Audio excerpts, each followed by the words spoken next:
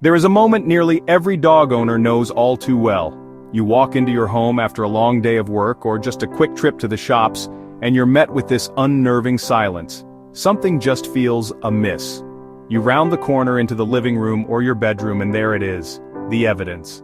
Your favorite pair of leather loafers, or maybe those running shoes you just bought, have been completely deconstructed. Little bits of leather foam shredded laces are scattered across the carpet like confetti from, well, a disastrous party. It's a scene of utter destruction, a crime scene with one very obvious and often very guilty-looking suspect.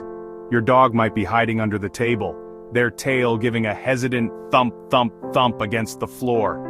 Or, they might be sitting right in the middle of the mess, a remnant of a shoelace dangling from their mouth, looking up at you with those wide, innocent eyes. It's a frustrating and sometimes costly experience that can really test the patience of even the most devoted dog lover. You might feel a surge of anger, disappointment, and confusion. Why? Why my brand new boots? Why not one of the dozens of toys I've bought for you? This universal moment of frustration is actually the starting point for a much deeper conversation.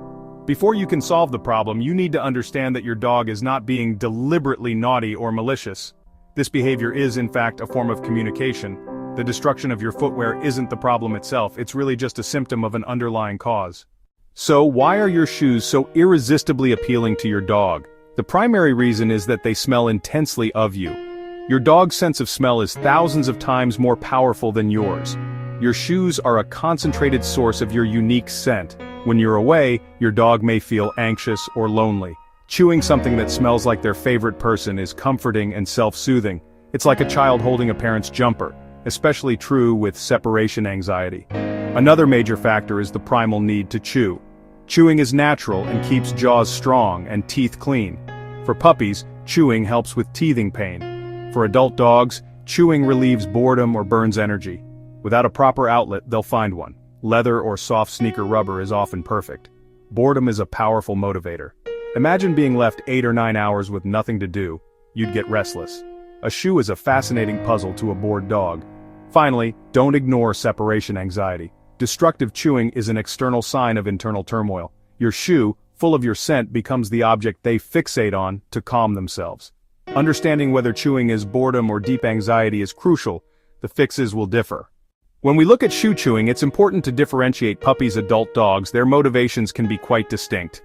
For a puppy, the world is basically a giant chew toy, and their mouth is the primary tool for exploration.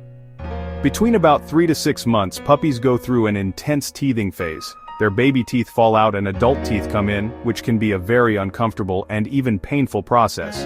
Chewing helps to relieve the pressure on their gums, much like a human baby chews on a teething ring. Your leather shoes just happen to have the perfect firm yet giving texture to soothe those sore gums. This teething-driven chewing is a temporary phase, but how you manage it really sets the stage for future behavior.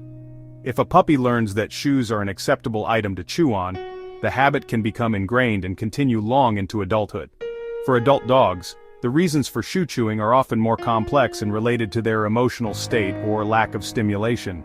An adult dog who suddenly starts chewing shoes may be experiencing a change in their routine, like you working longer hours. A lack of physical exercise is a huge contributor. A tired dog is a happy dog, and a dog with pent-up energy will find destructive ways to release it.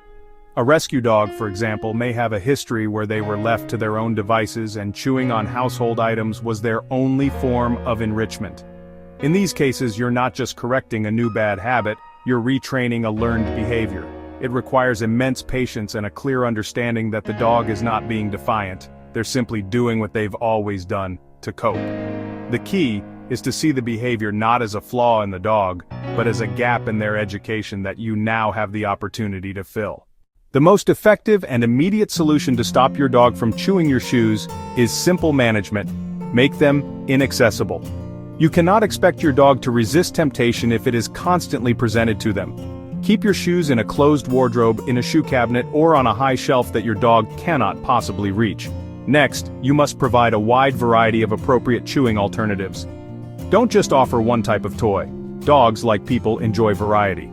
Provide different textures, shapes, and materials. Durable rubber toys that can be stuffed with food like a Kong are fantastic for mental stimulation. Dental chews can help with oral hygiene, while nylon bones offer a long-lasting challenge. Increasing your dog's physical exercise and mental enrichment is non-negotiable. A dog that is physically tired and mentally engaged is far less likely to engage in destructive chewing. Ensure they get daily walks where they have plenty of opportunities to sniff and explore. Engage in active play sessions like fetch or tug of war. Introduce puzzle feeders or scent work games to make them use their brains.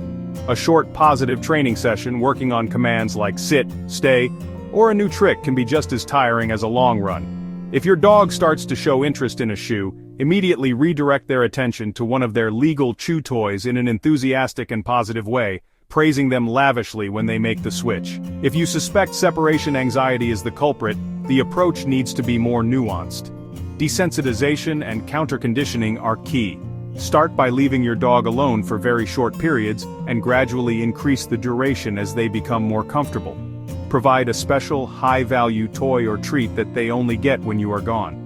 For severe cases, consulting a professional dog trainer or a veterinary behaviorist is highly recommended. It is absolutely essential to remember that punishing your dog for chewing a shoe is counterproductive. Scolding them, shouting no, using physical punishment after the fact will only create fear and anxiety. Positive reinforcement is the only way forward. Think of this journey as a partnership. Your dog is not your adversary. They are your companion. They are relying on you for guidance and support. Every time you redirect your dog from a shoe to an appropriate toy and praise them for it, you are strengthening your communication and reinforcing the rules of the house in a positive way. Celebrate the small victories. The day you come home and all your shoes are untouched is a moment for praise and maybe an extra special treat. This process takes time, especially with adult dogs who may have deeply ingrained habits. There will be setbacks, and that's okay. Ultimately, a dog that chews is not a bad dog. They are simply a dog exhibiting natural canine behavior in an inappropriate context. Your patience will be rewarded with a happy, well-adjusted dog and of course a full collection of intact shoes.